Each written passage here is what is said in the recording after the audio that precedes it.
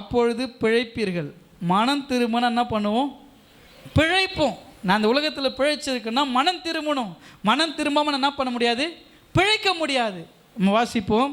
எசேக்கியேல் தீர்க்கதரிசன புஸ்தகம் 18ஆம் அதிகாரம் 31-32 வசனங்கள் நம்ம வாசிப்போம். நீங்கள் துரோகம் பண்ணின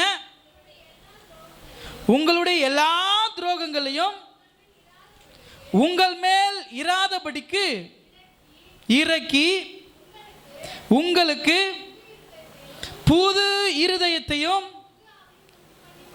புது ஆவியையும் உண்டு பண்ணி கொள்ளுங்கள். இஸ்ரவேல் வம்சத்தாரே, நீங்கள் ஏன் சாக வேண்டும்? மனம் திரும்புங்கள், அப்பொழுது பிழைப்பீர்கள். நீ சாகுகிறது உடைய சாவை நான் விரும்புகிறதில்லை என்று கர்த்தராகிய ஆண்டவர் சொல்லுகிறார். மனம் திரும்புங்கள், அப்பொழுது பிழைப்பீர்கள். ஆண்டவர் சொல்லுகிறார். எசேக்கியேல் தீர்க்கதரிசன புஸ்தகம் 18ஆம் அதிகாரம் 31ஆம் வசனத்தில், நீங்கள் துரோகம் பண்ணின உங்களுடைய எல்லா துரோகங்களையும். துரோகம்ன்றது என்ன தெரியுமா?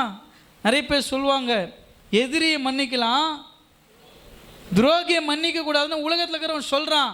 ஆனால் ஆண்டவர் என்ன சொல்றாருன்னா 31வது வசனத்தில், நீங்க துரோகம் பண்ணின உங்களுடைய எல்லா துரோகங்களையும் உங்கள் மேல் இராதபடி விலக்கி. ஹல்லேலூயா. நீங்க துரோகம் பண்ணி இருக்கிறோம், நம்ம துரோகம் பண்றோம் ஆண்டவருக்கு.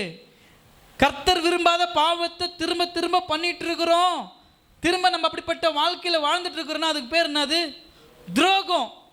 பாஸ்டர் உங்களை நம்பி ரட்சிக்கப்பட்டாங்க, முழுமையாக ஆண்டுக்குள்ளே வந்துட்டாங்கன்னு ஞானஸ்தானம் கொடுத்துட்டு நீ நீதிமானாக மாறிட்ட, அவர் நீதிமான், அவள் நீதிமான் என்று எல்லார்கிட்டையும் சொல்லிட்டு இருக்கிறாங்க. ஆனால் நீ மறுபடியும் பழையபடியாக உன் பாவமான வாழ்க்கையில் ரகசிய பாவ வாழ்க்கைகள் எல்லாம் மிஸ்ட்ரியாக இருக்குது உங்கள் லைஃப்பில். ரகசியமாக நம்ம பாவம் பண்ணுறதுனால பாஸ்டருக்கு துரோகம்ன்றது வேற. யாருக்கு துரோகம் பண்ணுறோம்? கடவுளுக்கு துரோகம் பண்ணுறங்க. அவர் சொல்கிறாரு, இந்த உலகத்தில் இருக்கிறவன் சொல்கிறான், எதிரி கூட மன்னிக்கலாம், துரோகி மன்னிக்கூடாதுன்னு. ஆனால் வேறு வழி இல்லை. நீ என்ன துரோகம் பண்ணாலும் உன் துரோகத்தை உன் மேல் இராதபடி நான் விலக்கி உனக்கு புது இருதயத்தை கொடுக்குறேன். ஹல்லேலூயா. ஆண்டவர் சொல்கிறாரு, பிரதர், இன்னமும் உங்களுடைய குற்ற மனசாட்சியோடு கூட பாவமான வாழ்க்கையில் நீங்கள் இருப்பீங்கன்னா கர்த்தர் உங்களை பார்த்து சொல்லுகிறார், உங்கள் துரோகங்களை எல்லாம் உங்களிடத்திலிருந்து கர்த்தர் விலக்கி உங்களுக்கு புது இருதயத்தை கட்டளையிடுவார். அவர் சொல்லுகிறார், புது ஆவியும் புது இருதயத்தையும் உங்களுக்கு உண்டு பண்ணி கர்த்தர், இஸ்ரவேலின் கர்த்தர் உங்களுக்கு அதை கொடுப்பார். கடைசியாக சொல்கிறார் பாருங்கள் 31வது வசனத்தில், மனம் திரும்புங்கள், அப்பொழுது பிழைப்பீர்கள். சாகவனுடைய சாவை நான் விரும்புகிறதில்லை. சாவுகிறனுடைய சாவை நான் விரும்புகிறதில்லை என்று கர்த்தராகிய ஆண்டவர் சொல்லுகிறார். சாவை நீங்க சாக வேண்டும் என்பதை கர்த்தர் ஒருபோதும் விரும்பவில்லை. அல்லேலூயா. நீங்க மரிச்சிருக்கிறீங்க. எத்தனை பேர் மரிச்சிருக்கிறீங்க? புரிஞ்சவங்க மட்டும் தான் கை தூக்குவாங்களே. எத்தனை பேர் மரிச்சிருக்கிறீங்க? புரிஞ்சுக்கணுன்னா எல்லாம் தூக்கக்கூடாது, உண்மையிலே புரிஞ்சுங்க. யாரெல்லாம் மரிச்சிருக்கிறீங்க? நான் மரித்தேன், ஆனால் பிழைச்சேன். எப்படின்னா, எதுக்கு மரிச்சிருக்கிறோம்? பாவத்துக்குன்னு ஒரு முறை மரிச்சிட்டேன். ரெண்டாவது முறை பார்ன் அகைன், திரும்ப பிறக்கிற ஒரு அனுபவம். ஜலத்தினால முதல்ல அம்மா வயிற்றிலிருந்து நான் பிறந்தேன். ரெண்டாவது ஜலத்திலிருந்து பார்ன் அகைன்ற ஒரு எக்ஸ்பீரியன்ஸை, ஒரு வாழ்க்கையினுடைய ஒரு அனுபவத்தை கர்த்தர் எனக்கு திரும்ப அந்த தண்ணீரில் கொடுத்து, என் பாவத்துக்கென்று நான் மரித்து நீதிக்கு பிழைத்திருக்கும்படி மறுபடியும் ஒரு குழந்தையா பார்ன் அகைன் நான் பிறந்திருக்கிறேன். அல்லேலூயா. நிறைய பேர் நான் பார்ன் அகைன், நான் திரும்ப பிறந்திருக்கிறேன்றதே மறந்துடுறாங்க.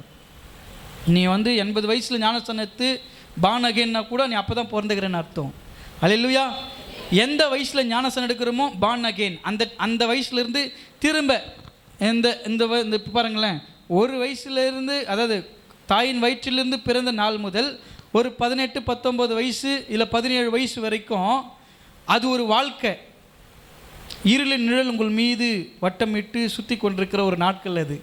உங்களை கவுத்து போட்டு உங்களை எங்கேயாவது மாட்ட விடணும், எங்கேயாவது அடிபட வைக்கணும், பாவ குழியில் உங்களை தள்ளணும்னு பிசாசு வகை தேடுங்கிற அந்த நாட்களில் ஆண்டவர் என்ன பண்ணுறாரு, அந்த இருளின் அதிகாரத்தை விளக்கும்படி வார்த்தைகள் மூலம் உங்களை எச்சரித்து போதித்து உங்களை பானகேன் நீங்கள் திரும்ப பிறக்கும்படியாக உங்களை சபைக்கு கொண்டு வந்து உங்களை என்ன பண்ணுறாரு, உங்கள் மேலே சுமத்தப்பட்ட இருளின் அதிகாரங்கள் பிசாசின் எல்லா கிரிகளையும் அந்த ரத்தத்தை கொண்டு, இயேசுவின் ரத்தத்தை கொண்டு பாவத்துக்கு மரிக்கிற அனுபவத்தை நீங்கள் பெற்று நீதிக்கு பிழைக்கிற ஒரு அனுபவத்தை திரும்ப கர்த்தர் உங்களுக்கு கொடுக்கிறார். Hallelujah. I am born again. நான் திரும்ப பிறந்திருக்கிறேன். எத்தனை பேர் சொல்ல முடியும், நான் மரித்தேன் திரும்ப பிறந்திருக்கிறேன். ஹல்லேலூயா. நான் திரும்ப பிறந்திருக்கிறேன்.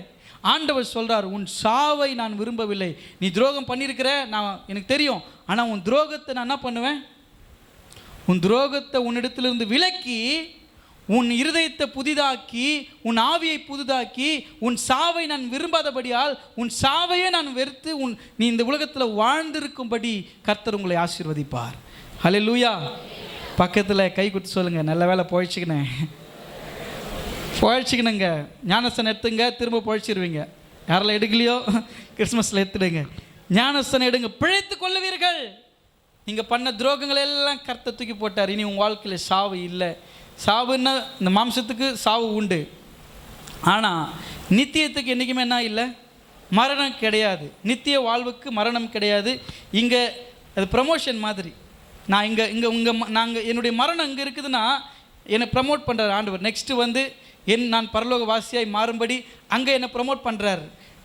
ஆனால் இங்கே இருக்கிறவங்களுக்கு அது துக்கம்தான், பழகணுங்க பேசணுங்க எல்லாருக்கும். ஆனால் கர்த்தர் சொல்கிறாரு, இன்னும் நீ வாழ்ந்திருக்கும்படி நான் உன் சாவை விரும்பலை. அவர் விரும்பும்போது தான் அது நடக்கும்.